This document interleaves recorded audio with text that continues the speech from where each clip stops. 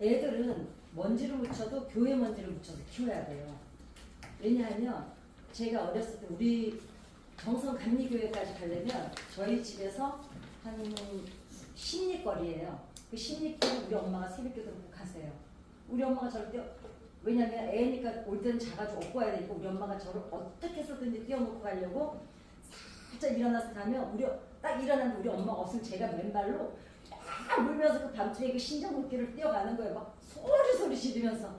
우리가 그 새벽이니까 산이 또 있고 울리잖아요. 우리 엄마가 돌아와서 막 이년아 간다고 그냥 자지. 강원도는 간나라 그러잖아. 이년아 간다고 그냥 자지. 엄마 힘들게 뭐 하려고 깨가지고 쫓아오냐고 그러면서 막 등짝을 때리면서 데리고 가야지. 올 때는 뭐 우리 엄마가 가야죠. 근데 부흥회를 하면 우리 엄마가 어느 정도로 극성하셨냐면 확실히 엄마 역량이라는 게 대단한 것 같아요. 왜냐하면 우리 엄마가 좀 그렇게 신앙생활 하셨어요.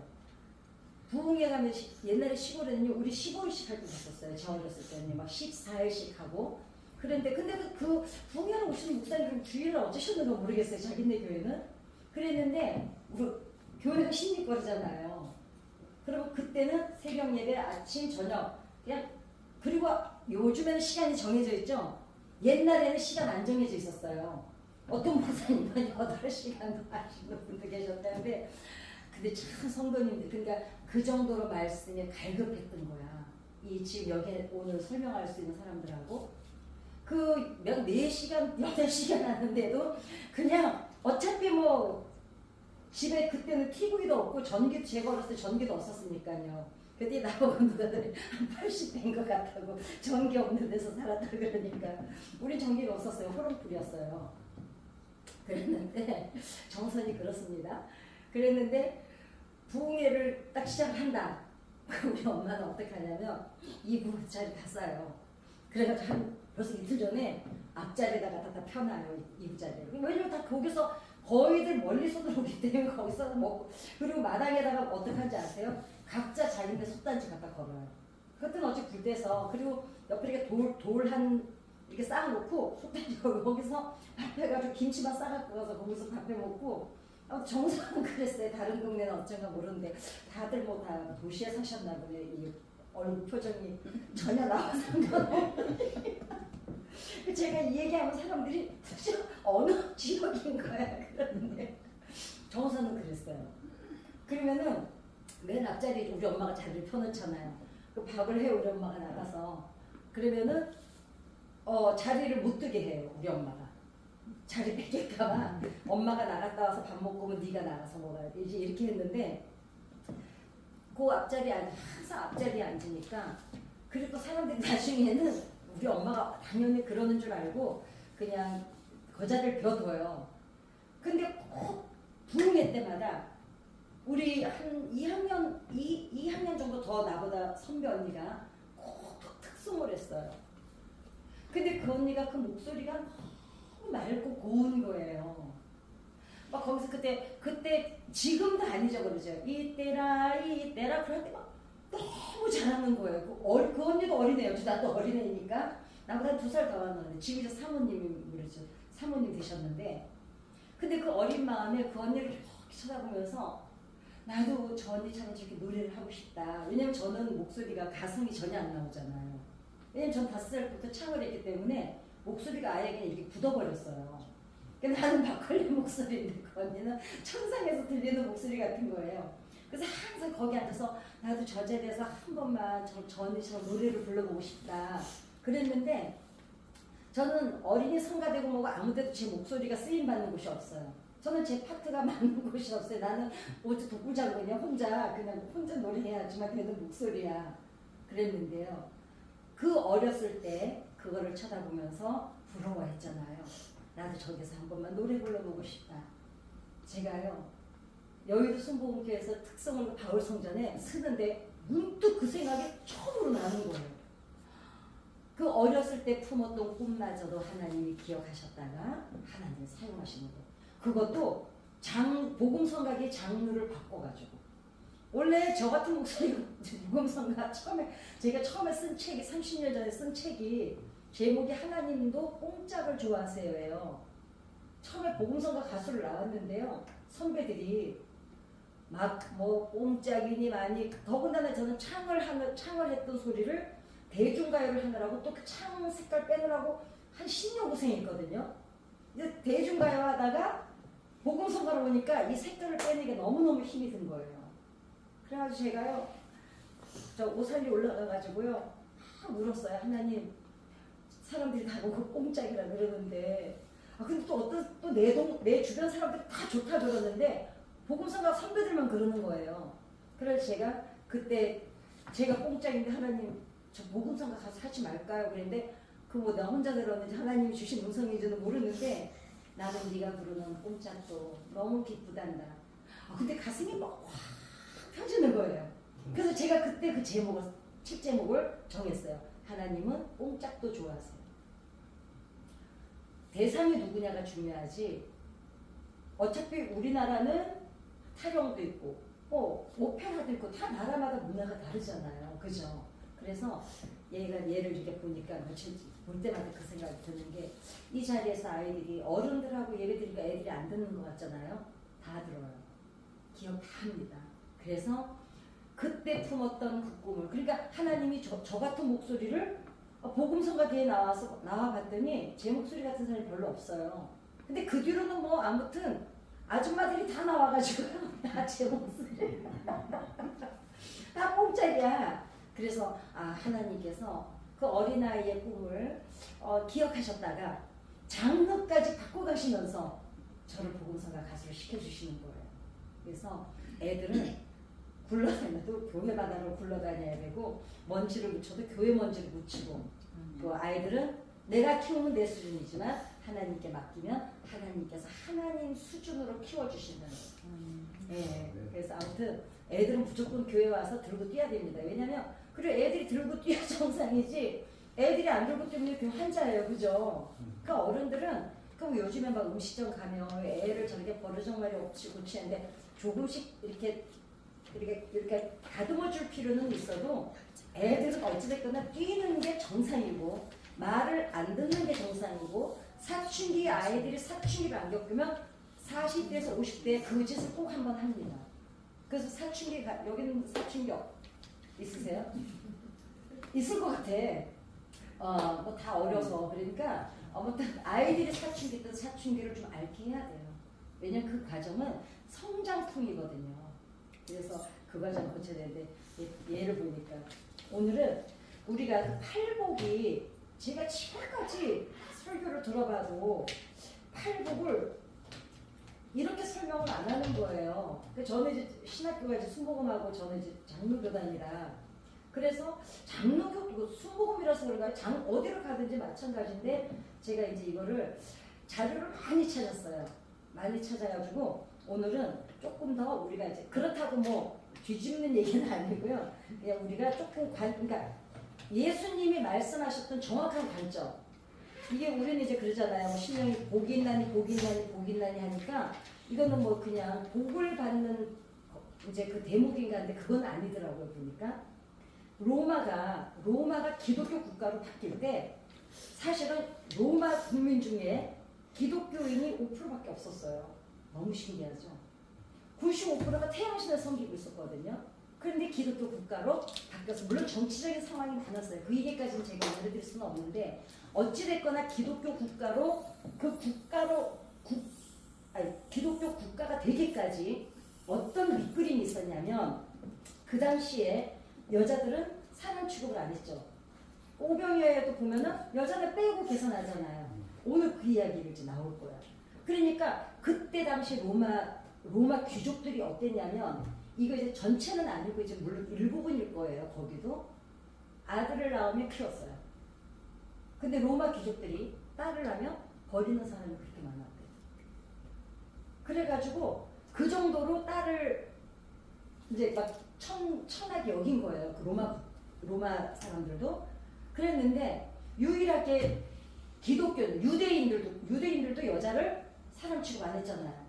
그런데 기독교인들 예수님을 따르는 사람들은 어떻게 했느냐? 여자아이들도 하나님이 똑같이 지으심을 알고 똑같이 키운 거예요. 그래가지고 이제 로마 귀족들이 여자들을 버리다 보니까 아니 결혼을 할 때 되면 여자가 없는 거예요. 그러니까 이제 그 기독교 예수님을 따르는 기독교인들의 딸들이 로마 그 귀족들한테 시집을 가게 된 거예요. 그러니까 사실 그 밑그림에는 그 바탕이 됐다는 거죠. 이건 이제 다른 역사책에 나와 있는 거예요. 이제 제 얘기가 아니고 뭐 그랬는데 그러니까 기독교가 5%밖에 안 되는 로마의 5%밖에 안 되는 기독교인이 국가의 기독교 국가가 되기까지는 사실은 그런 밑그림이 있었다는 거죠. 또 유대인이든 로마인이든 다 여자를 천대하고 있는데 기독교인만 그 여자들을 천대하지 않고 여자를 남자와 아이와 똑같이 교육시키고 똑같이 대접을 해가지고 키워놔가지고 그렇게 상류층으로 돌아가가지고 결국은 그 밑그림이 로마가 기독교 국가가 되는데 밑그림이 된 겁니다. 그래서 팔복을 정확히 이해를 하기 위해서는 그 당시에 이제 예수님이 이제 계시던 그 당시 이해를 해야 되는데 예수님께서 지금 팔복에 가르치는 핵심은 하나님 나라죠. 하나님 나라가 임할 거다, 임할 거다, 임할 거다. 그것도 그 얘기를 하고 오신 거고. 그러니까 그런데 이스라엘은 뭐가 제일 궁금했냐면 하나님께서 언제 임하시는가. 그 다음에 자기네 나라를 언제, 그러니까 자기네가 지금 계속 로마하고 뭐 계속 핍박을 받아오는 상황이니까 하나님 나라가 도대체 언제 임해서 우리를 언제 해방을 시켜줄까?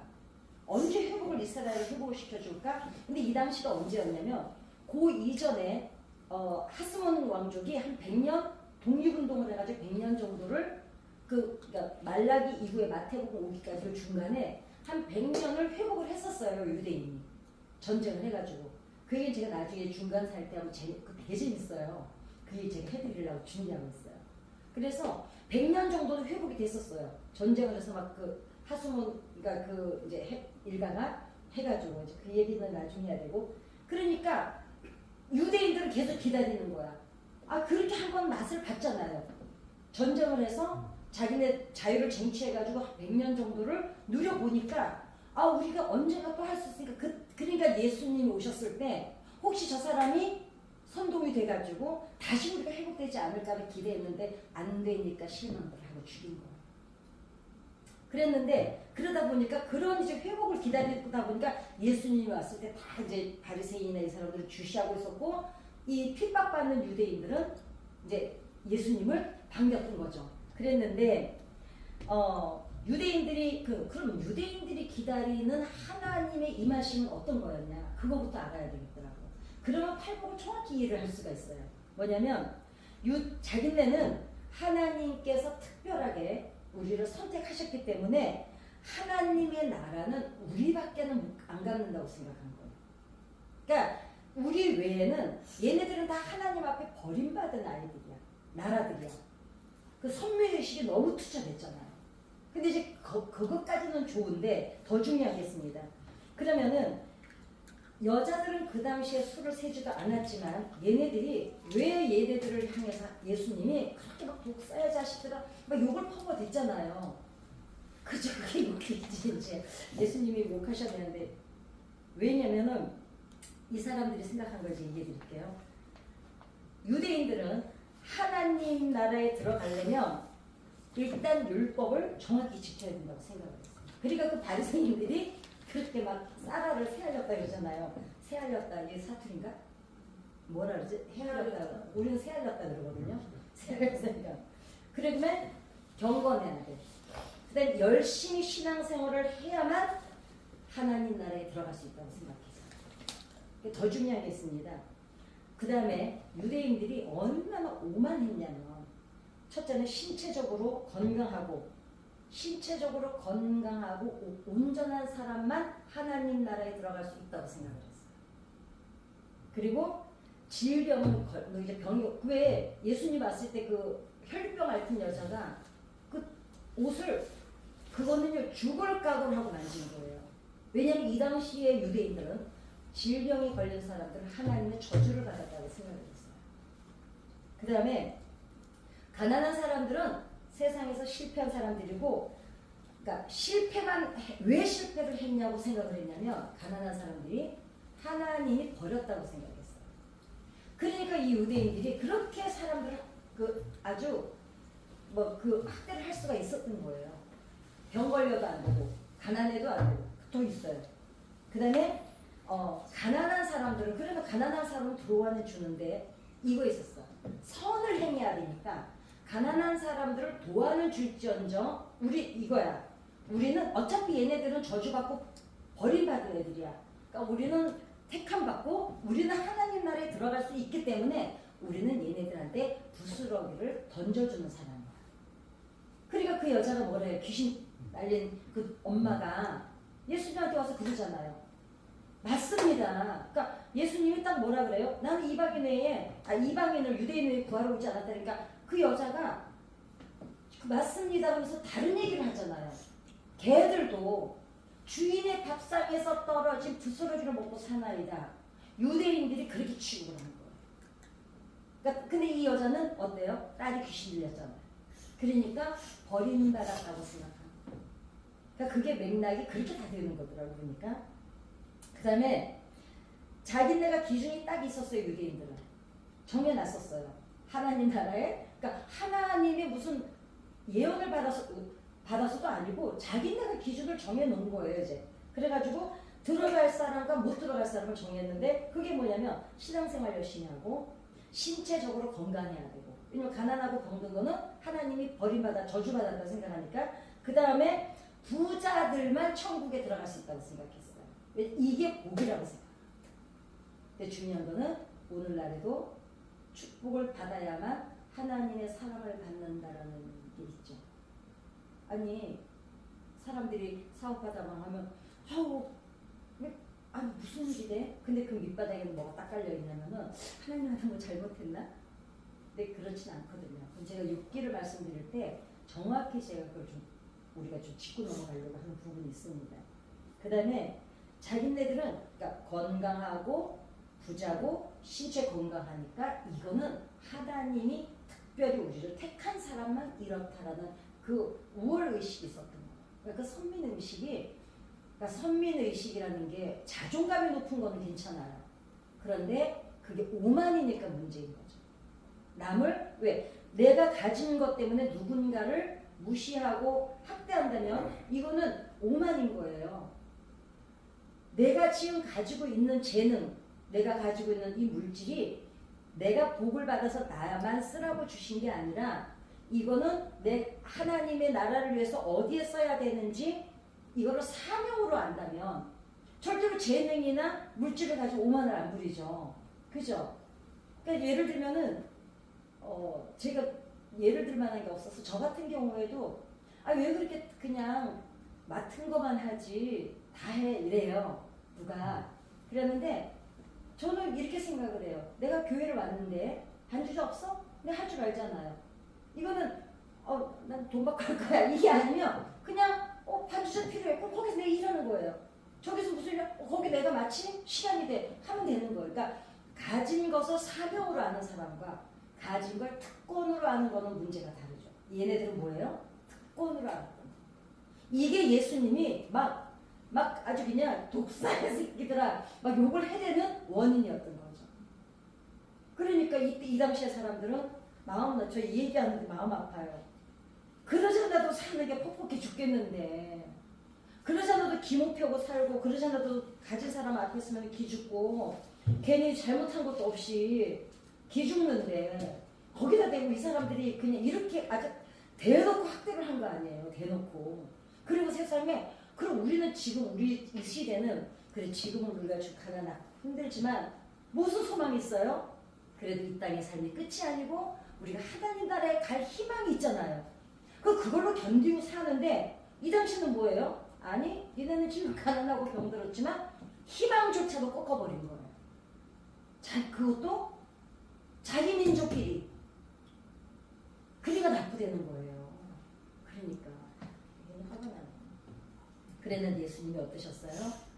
문둥이 병자를 만지시고 눈먼 자, 이 사람들이 볼 때 저주받고 버림받은 눈먼 자를 만져서 고치시고 창녀를 기억하라고 그러시고 바리새인한테 세리 집에 들어와서 밥 접수시고 그러니까 바리새인들은 이제 이거는 아는 거야.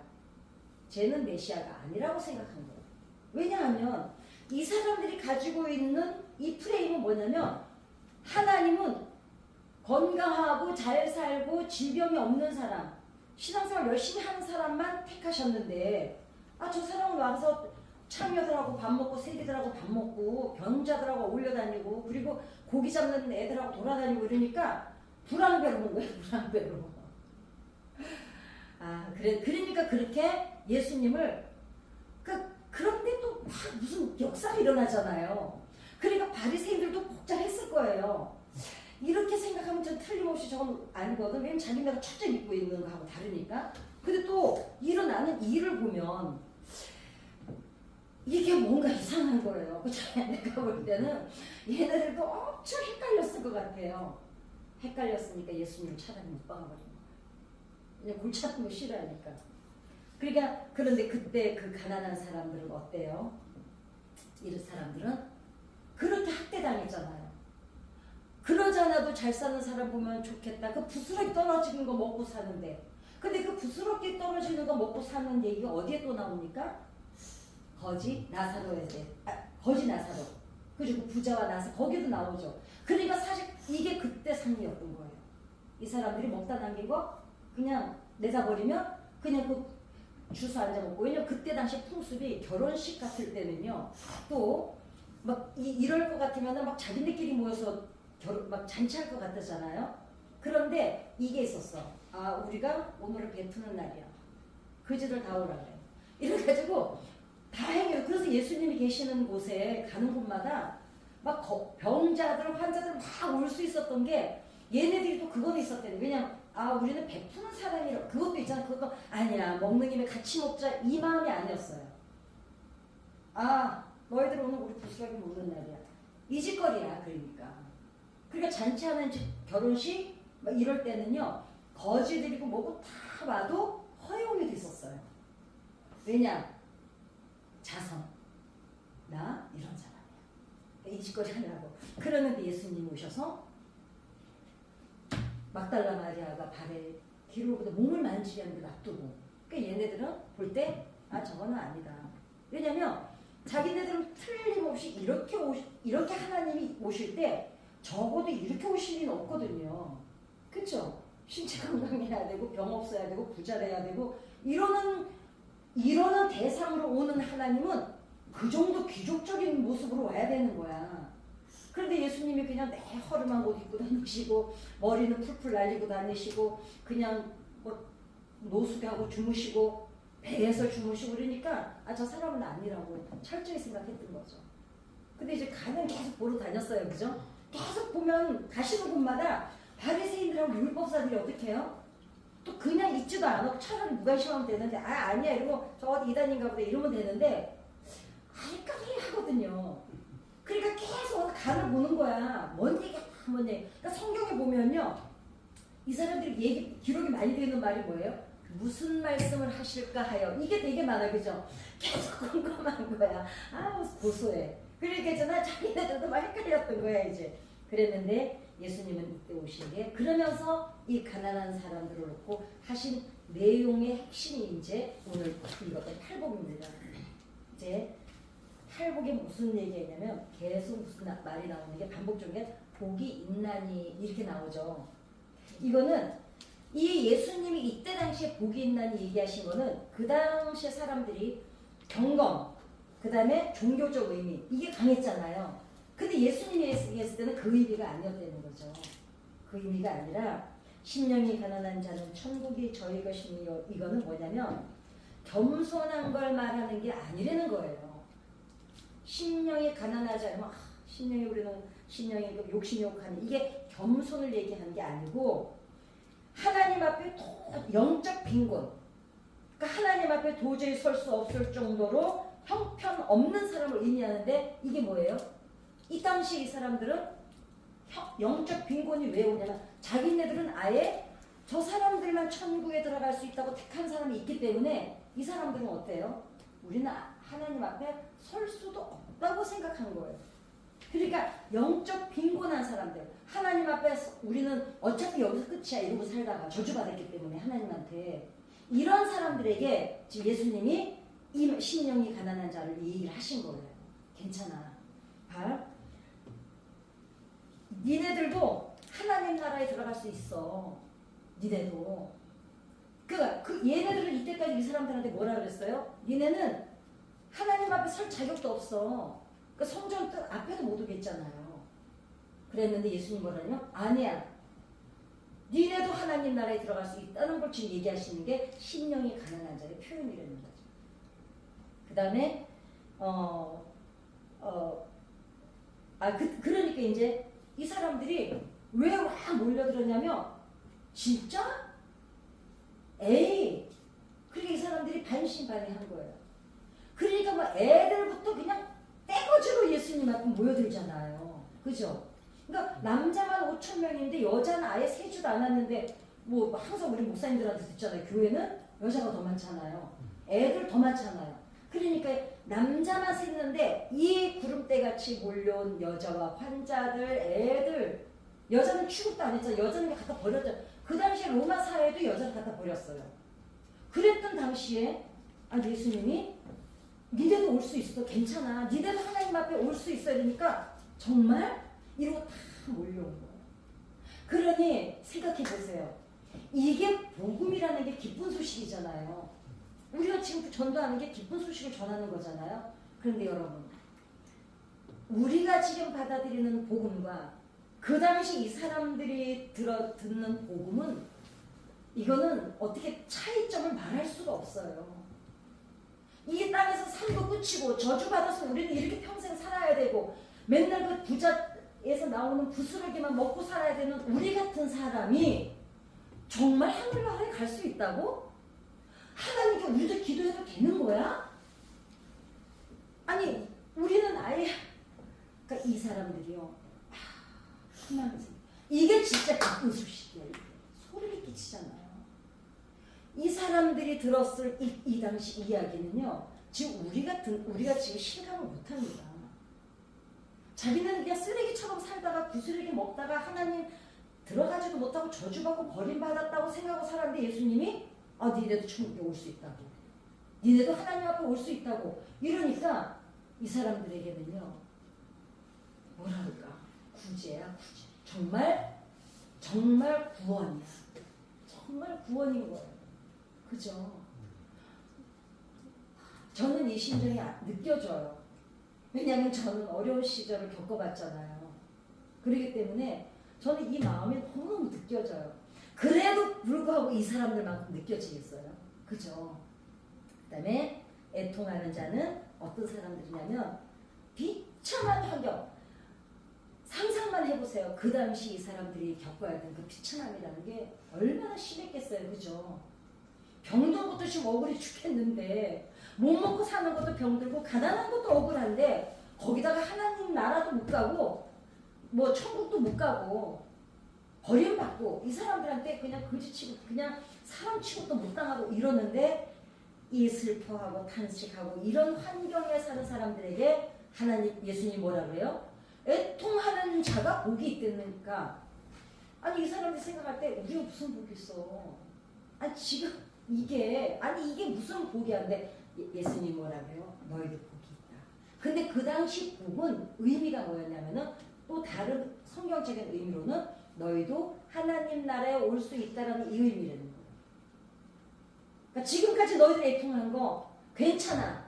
너희도 올 수 있어. 지금 이 얘기를 들으니까 이 사람들이 막 정말 구름대같이 정말 이러는 거예요. 저는요 이 말씀 준비하면서 제가 막 가슴이 벅차오르는 거예요. 지금 이런 복음이 필요한 게 그럼 그 당시였을 뿐일까? 아니요. 지금도요. 어쩌면 눈으로 볼 때 겉으로는 멀쩡한데 속은 문둥병처럼 문드러지고 속은 버림받고 아프고 애통한 사람들이 어쩌면 현 시대가 더 많습니다.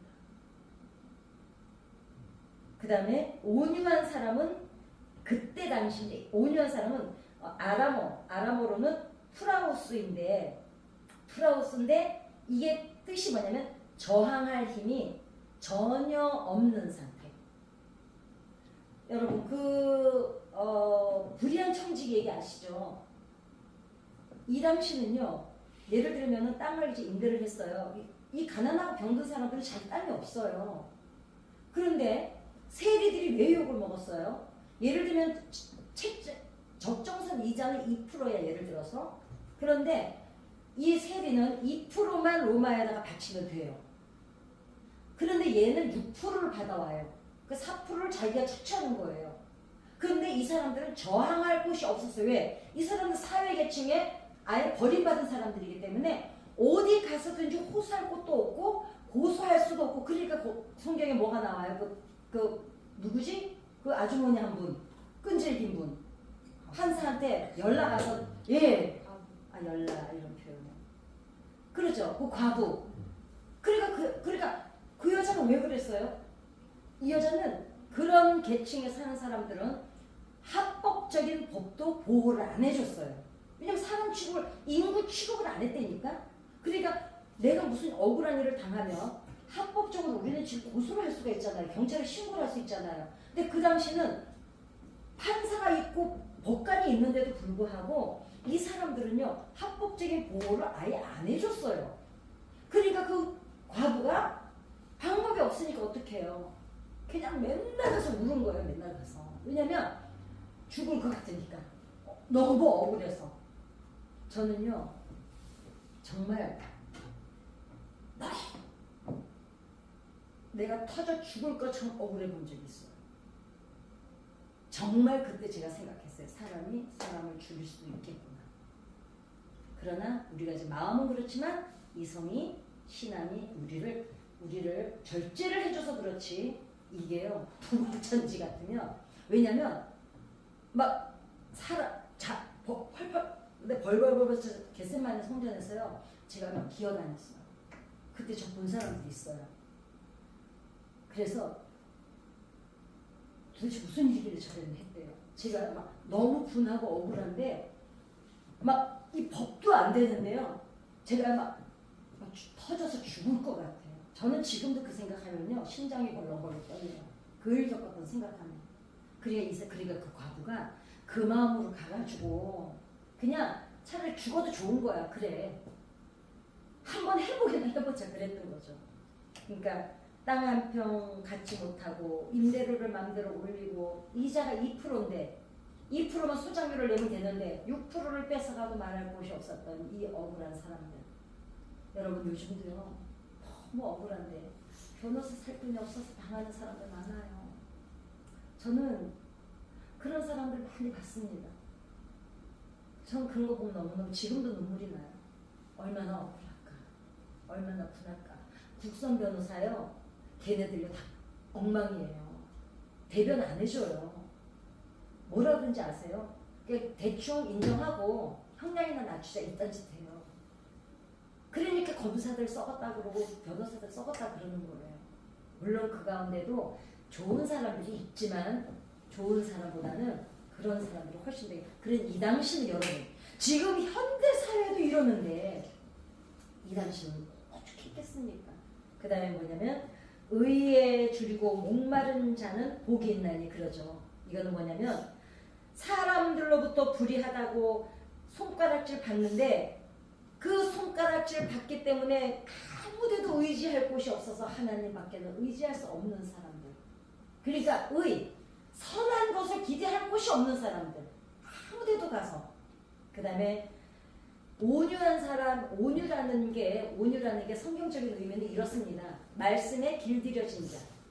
그 다음에 내가 힘이 있지만 내 힘을 쓰지 않고 나보다 힘이 없는 사람의 눈높이로 낮아지는 걸 온유라 그러거든요. 근데 이 사람들은 뭐예요? 힘이 없어서 그냥 온유하고 싶어서 온유한 게 아니라 그냥 억울하고 분인데 그냥 할 수가 없으니까 이제. 그럼에도 불구하고 이 사람들이 왜 온유라고 예수님이 표현하신지 아세요? 폭동이라도 이럴 수 있잖아요. 야, 요즘에는 그러잖아요. 요즘에 야 우리끼리 힘 합해서 막 대모하잖아요. 10명이라도 모여서 하잖아요. 이 사람들이 온유하다니, 예수님이 왜 이 사람들을 온유하다 그랬냐면 그렇게 억울하고 분하고 정말 심장이 벌벌 떨릴 정도로 억울한데 자기네들끼리 힘을 합해서 대항을 안 했어요. 뭘로 받아들였어요? 숙명으로 받아들였어요. 우리는 어차피 하나님이 버렸다. 우리는 어차피 보호를 받지 못한다. 그러니까 얼마나 예수님이 볼 때 얼마나 가슴이 답답하고 속이 상하셨겠어요. 그러니까 예수님이 우시는 거예요. 그 다음에 여기서 궁일이 여긴 사람은 또 어떤 사람이냐면 가진 것도 없는데 또 그 와중에 지네끼리 또 나눠 먹어요. 그러니까 선지자에게 그 마지막 그 사렙다 과부가 그랬죠. 사렙다 과부나 마지막 먹고 죽으려는 밀가루를 빵을 만들어서 선지자로 대접을 하죠. 그거에 엄밀히 따지면은요, 지금 이 시대 얘기를 보면은 이해가 가세요? 이해가 가죠. 이 사렙다 과부, 이 가난하고 이런 사람들은 그 당시 하나님 앞에 구약 시대도 버림받았다고 생각할 수가 있어요. 그리고 어째요? 나보다 높은 사람을 먼저 대접해야 된다는 문화도 있었다는 거죠. 그런데 자기들끼리 후딱 먹어치울 수 있잖아요. 그런데 우리가 보면요, 제가 그러죠.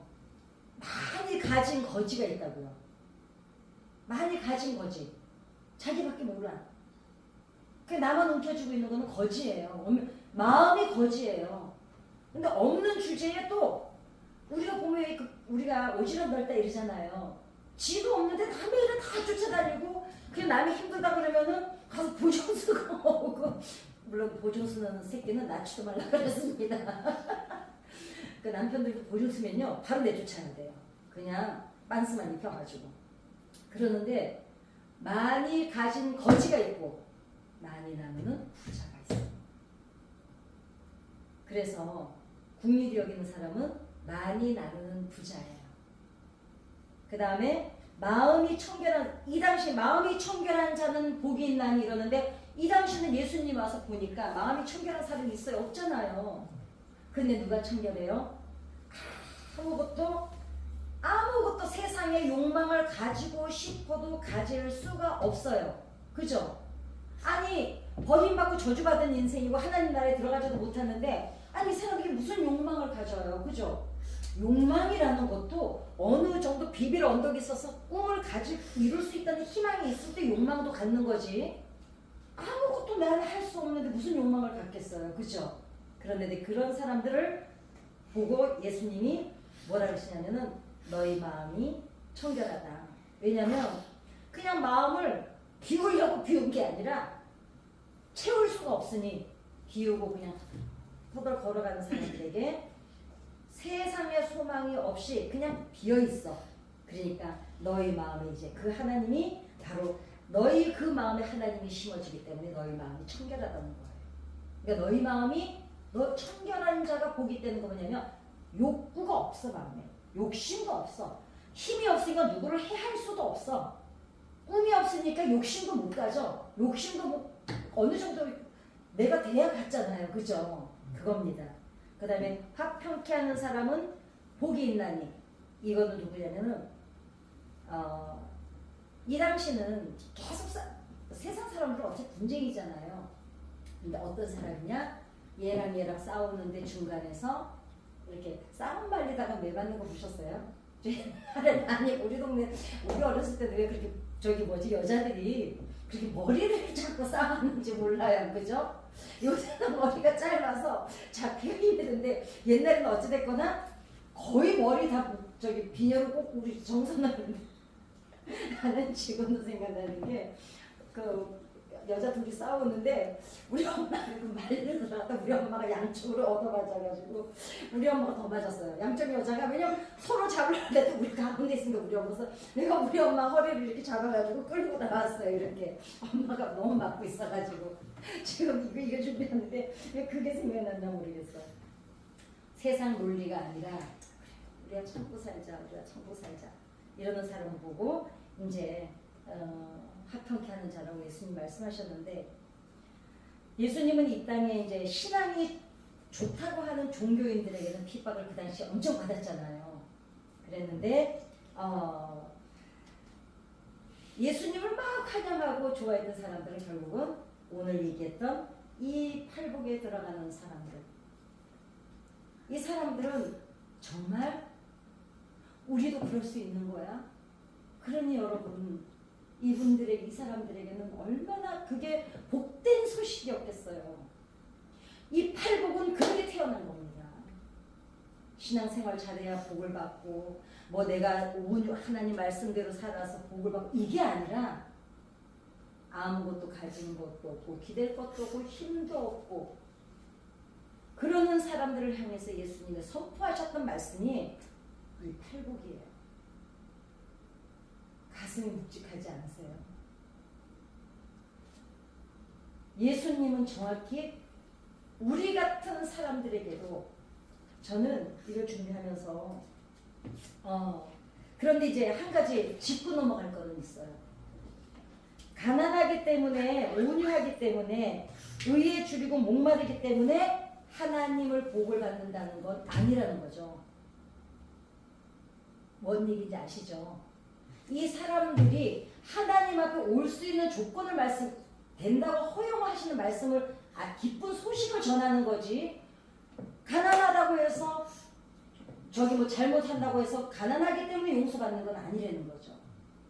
의에 줄였기 때문에 누구 훔친다고 해가지고 그거 용서받는 게 아니라는 거예요. 예수님이 얘기하는 거는 가난한 너희들도 하나님의 초청에 들어올 수 있다는 얘기를 하시는 거지. 그랬더니 그럼 부자들은 다 나쁜 사람들이야? 그거는 아니었습니다. 이 당시도 부자지만 또 누군가에게 나누고 누군가를 구제하는 사람들이 틀림없이 있었을 거예요. 그죠? 예수님이 말씀하신 팔복은 정말 기댈 곳도 없고, 그러니까 올 수 있는 가능성, 얘네들이 이 율법사들, 바리새인들, 사두개인들, 이 사람들이, 유대인들이 얘기하는 이 하나님 나라가 아니라 니네도 올 수 있어, 괜찮아, 이 복된 소식을 전하러 오신 거예요. 그러니 그 사람들이 그때 얼마나 기뻤겠어요. 그래서 저는 이 말씀을 준비하면서 뭐가 기억이 나냐면, 제가 강남에서 이제 에스더 선교회라는 걸 이제 처음에 시작을 해가지고, 선교를 하기 전 왜 에스더 선교회가 생겨났는지 그 얘기만 해드리고 마치겠습니다. 제가 전도를 해가지고 그 김영삼 대통령이 다녔던 교회 있잖아요. 예, 거기 제가 논현동이니까 우리 그때 순복음교회가 논현동 기린 백화점 거기에서 건물에 있었거든요. 근데 그러게 순복음을 가게 된 동기. 그래가지고 교회를 갔는데 막 처음에는 할렐루야 어서오세요 막 이러더라고요. 그 이제 적고 이제 등록 적고 신방 온다고. 그리고 왜 요즘에는 학교에서 막 아버지 직업 수입 이런 거 이제는 안 적죠. 근데 그때 당시는 교회도 그걸 적었어요. 직업이 뭐냐고 적고 등록증이 있었어요. 그래서 제가 사실 여기 남서울호텔 앞에서 장사한다고 그랬어요. 어떤 장사냐고 그래서 이제 김사롱인데요. 그랬더니 얼굴 싹 변하는 거예요. 그러더니 적다 말고 그걸 딱 송금책에 집어넣는 거예요.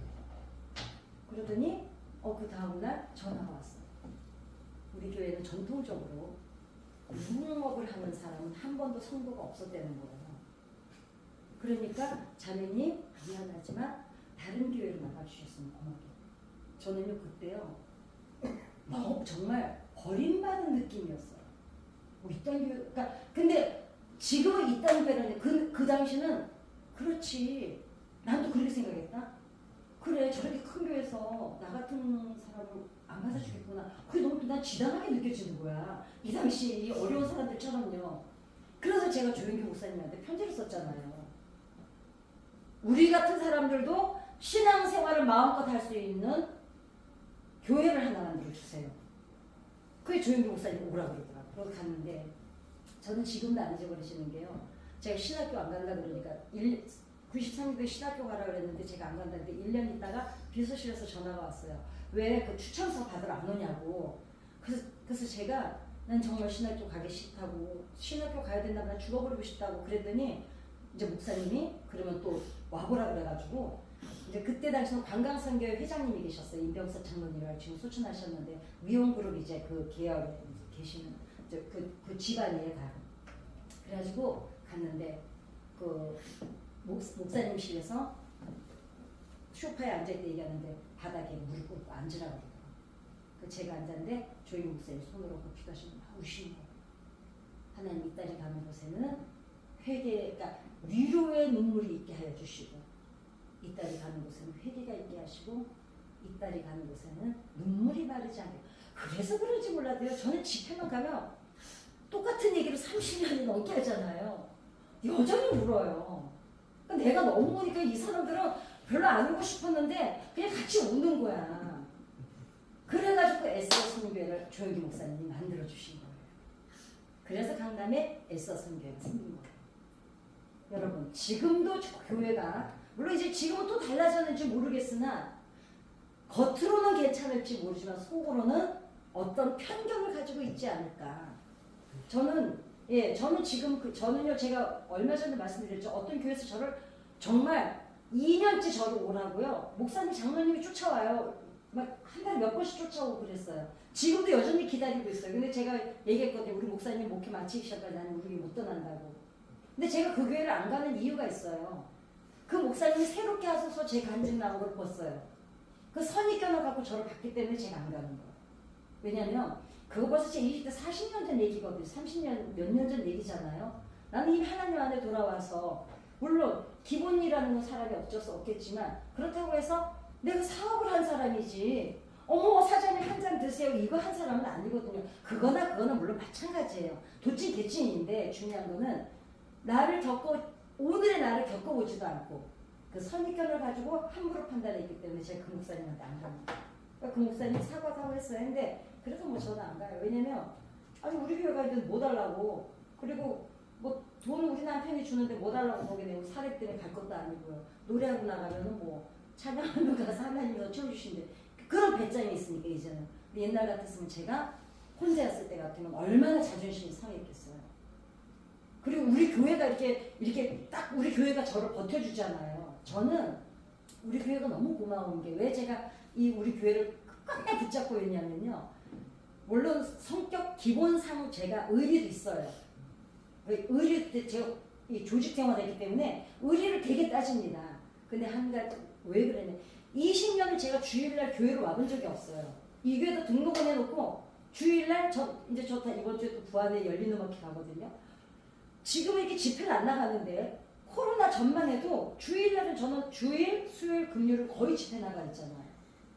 20년을 주일날 교회를 안 오는데도 우리 교회 권사님, 장로님, 집사님들이 얼마나 좋으냐면 그 어쩌다 한 번 보는데 교회에서 가끔 특송하는 거 한번 봤을 뿐인데 반가워해주고 세상에 은혜 받았다 그러고 그러니까 여기가 내 집인 거 여기가 내 고향. 그 제 동생이 유학 갔다 왔을 때 제가 그랬어요. 제 동생이 유학 갔다 와가지고 사역을 나가려고 그러는데 그때 이제 우리 교회가 막 교육자들 나가실 때 1년만 사례비 받지 말고 봉사해라. 왜? 집사가 할 일은 너무 한정돼 있고 너는 주의 종이니까 할 일이 여러 군데 쓰일 일이 많을 거 아니냐. 그래가지고 제 동생을 붙잡아 앉혀놓고 오늘까지 저렇게 붙잡아 앉혀놔서 여전히 그냥 이제는 전도사가 아니고 주임으로 눌러 앉았지만 어찌되었거나 저는 그거를 우리 교회 성도님들이 저를 그렇게 반가워해 줬던 거. 오랜만에 만났는데도 손잡고 잘 있었지 그 어머니 같은 품 같은 그거를 제가 잊을 수가 없었어요. 그러니까 제가 콘서트 갈 때 그래서 그렇잖아요. 이제는 제가 여러분들을 섬기겠습니다. 그 마음인 거예요. 그래서 예수님께서 오늘도 정말 복된 소식은 세상 모든 사람들에게 하나님께서 손을 지금 내밀어 주시고 초청하시는 게 좋은 소식인 줄 믿습니다. 그래서 봉사도 돈이 없어서 헌금도 나는 못해요. 몸이 아파서 봉사도 잘 못해요. 이게 중요하지 않다는 얘기를 제가 지금 여러분들에게 하고 싶어서 이 설교를 준비한 거예요. 그런데 여러분, 하나님은 나 하나 존재만으로도 충분히 행복해 하십니다. 여러분은 하나님의 소망인 줄 믿습니다. 아멘. 우리 주기도문하고 이 팔복을 다시 한번 상기하고 이 팔복이 필요한 사람들에게 우리도 가서 예수님 대신 이제 이 예수님 오셔서 그 당시는 하셨지만 우리는 어떻게 해요? 이제는 우리가